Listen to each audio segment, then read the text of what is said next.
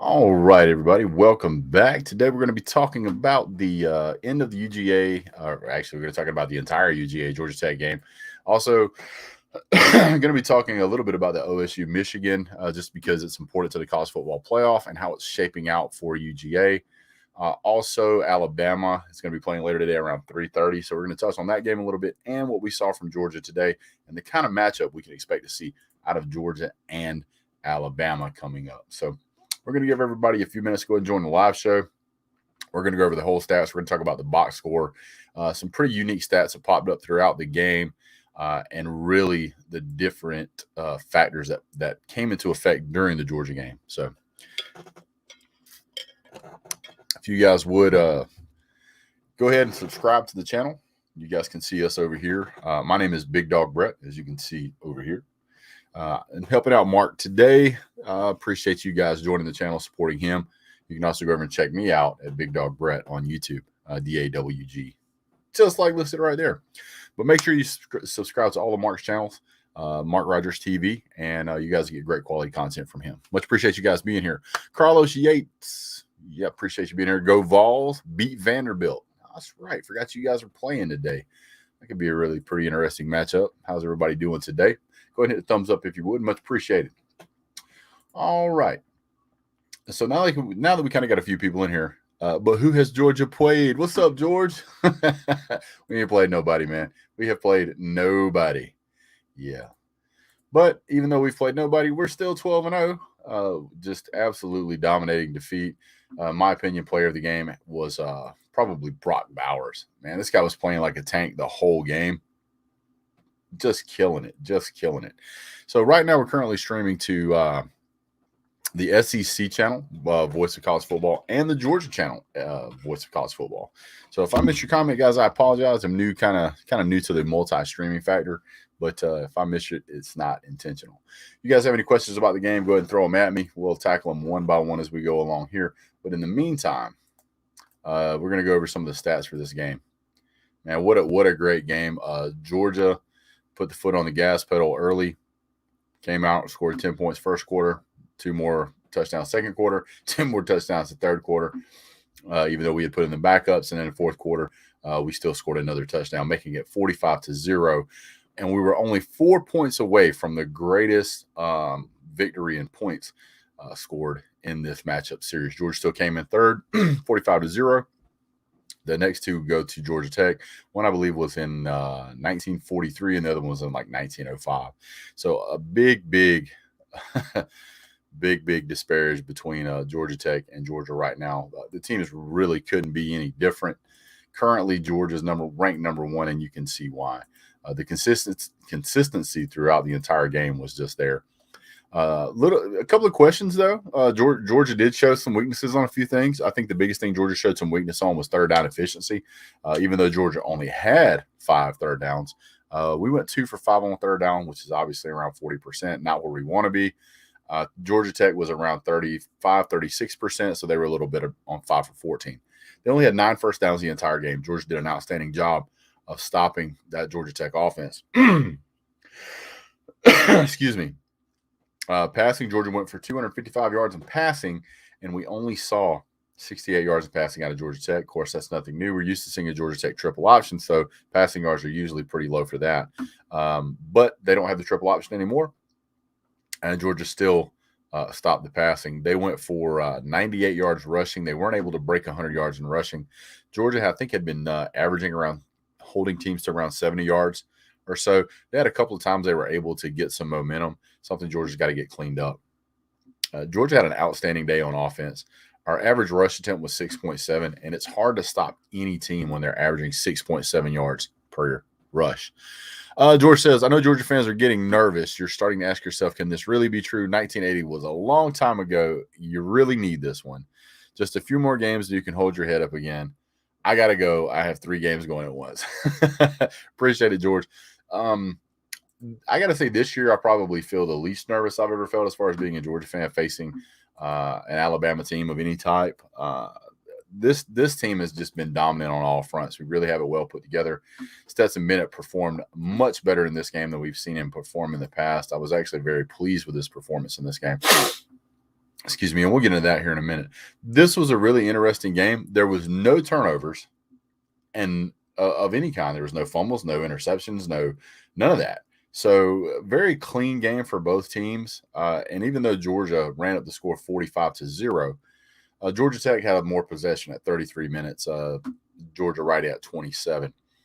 Georgia had 0 penalties. Georgia Tech had 4 penalties for 38 yards. But that's not really a lot. That was actually good, clean football, even though this is dubbed the clean, old-fashioned hate game. And there was some times when tempers were kind of flaring a little bit. We still saw that, the teams for the most part kept it pretty composed. Back to the rushing aspect of it. Looking at yards per rush, Georgia held Georgia Tech to 2.8 yards per rush. And that is extremely difficult to get an offense rolling when you can't run the ball. But probably to me, what was even more important was the completion percentage. Georgia went 14 for 20, which is pretty solid. Georgia Tech went 8 for 16, which is not great. It's, exactly 50%, but their average per pass was 4.3. Georgia was averaging 12.8. That Georgia Tech ended up rushing the ball more than Georgia, and still couldn't generate any offense. They stuck with the they stuck with the game plan, which was to try and run the ball. It just didn't work out for them. Georgia's too fast, and there was many times they would get a player to the edge, and then Georgia would just run them down. I'm not sure how many sacks we had in this game. Still trying to pull that stat out right now, but I think it was 3 or 4. I mean, it was quite a few. Georgia had their quarterback running for his life. He really didn't have much opportunity to do much.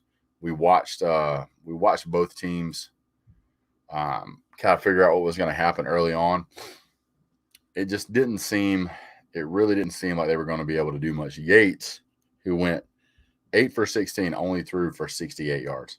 You're not going to beat a quality opponent doing that. Stetson Bennett, on the other hand, Stetson Bennett, if I can get the screen to act right here. I can't memorize all these player stats. It just doesn't work that way. Where'd it go? There it is. So Stetson Bennett threw for 14 for 20. Completion percentage is where's it at? This game threw for 70%. When you're throwing for 70% and you're averaging 12.8 yards per toss, 4 touchdowns, no interceptions, and a 77-yard long, which went to Brock Bowers. I don't know what else you can ask from the guy. We didn't need to throw the ball for 300 or 400 yards. Georgia played extremely well through several quality passes. I will say that this number would have been higher. His completion percentage would have been higher if Adonai Mitchell would have caught 2 of those passes that went to it. I mean, there was opportunities there for our guys to catch the ball and hit them in the hands and just didn't catch it. So it was pretty concerning. You got to be able to catch those passes. Got to be able to bring them in. Absolutely, a problem that has to be addressed. Kenny McIntosh had a pretty good day. He went for 2 carries for 66 yards. I mean, when you come in and you can put up 66 yards on 2 plays, you got to love that. Now let's see here. Backing up real quick. Box score. Stetson Bennett. We already talked about him. Jordan Yates, we already talked about him. Dante Smith, he went for 11 carries, and he was averaging 5.4 yards a carry. But Georgia was just all over the quarterback, making him throw incompletions. It was not good. It was not good for them. I will say, David Shanahan, man, this guy can kick. What a great punter for Georgia Tech. 7 punts today. Wow. For 311 yards and averaged 44 yards a kick. Jake Camarda, we only punted one. Jake Camarda punted for 32 yards. 1 field goal. Obviously, Georgia hit that. Punt returns. Karis Jackson had 2 good punt returns. Got 20 yards, averaging 10 yards on return. That's a place we've been trying to recover some of our mistakes and deficits. Let's see here.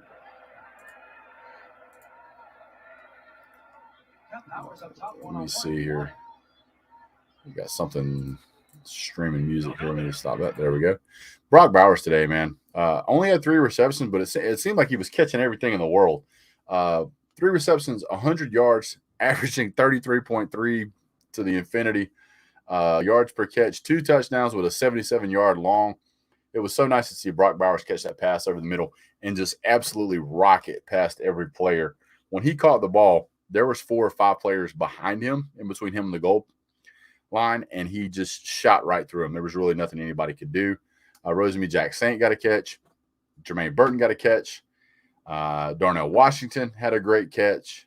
Karis Jackson had a great catch. And Zamir White had a great catch. Now, the reason I bring up these individual people is because every single one of those was a 15-yard or more. And 3 of those, 4 of those, 5 of those passes caught were for 25 yards or more on average. So just absolutely incredible. Georgia was handing out touchdowns to the receiving corps like it was free Skittles. Donnie Mitchell could have had much more in the way of yards if he hadn't dropped a couple of those passes. But the guy that we loved seeing back today, and it was kind of a statement to the Georgia fans, was seeing George Pickens pop up. George Pickens shows up, does a great job, absolutely performs to the standard, and gets it done. So watching George Pickens come out here, catch a ball, get out of the sideline, doesn't get hurt, shows the Georgia fan base he's prepped, he's ready, he's prepared. The coaches are ready, they're prepared, and we still got a week to go before we get into the Alabama game. You know, pretty exciting stuff. Pretty exciting stuff. Where is this page? Here we go. I mean, even though it was the clean old-fashioned hate game, it was just pretty much a clean football game. You saw Georgia do what they do. I forget how many. It was like 6 or 7 quarters that nobody has scored anything against Georgia. They brought up a stat early in the game that Georgia's outscored opponents like 106-6 or something in the second half of games or third quarter of a game, something like that, some crazy number. And I just thought, wow, you know, that's pretty impressive. Georgia comes out, does the same thing again today. You know, offense continues to do its thing. Defense continues to do its thing. Team looks very, very uniform, putting together the same quality throughout the whole season. So good, clean, old-fashioned hate game, but Georgia just demolishes them. So, well, guys, that's pretty much going to wrap it up for that part. I do want to talk a little bit about the Florida FSU game. I'm not really sure if you guys were giving that a close watch, but I'm going to pull up that game real quick. As you guys know or should know, Dan Mullen was recently released from the Florida Gators, and today they're playing ESPN. Let me back this up. Currently, this game's live over on ESPN, and the Gators are winning this game solidly with 3 minutes and 55 seconds to go, 24-14. There was a lot of questions as to whether or not Florida could even win this game. This makes them bowl eligible if whichever team won this game was going bowling and the other was not. So this was an important game to both teams, but Florida manages to pull out the victory without head coach Dan Mullen. So hats off to those guys. Congratulations for that. Coming up later today, we do have the Alabama-Auburn game, which is going to be a great game to watch.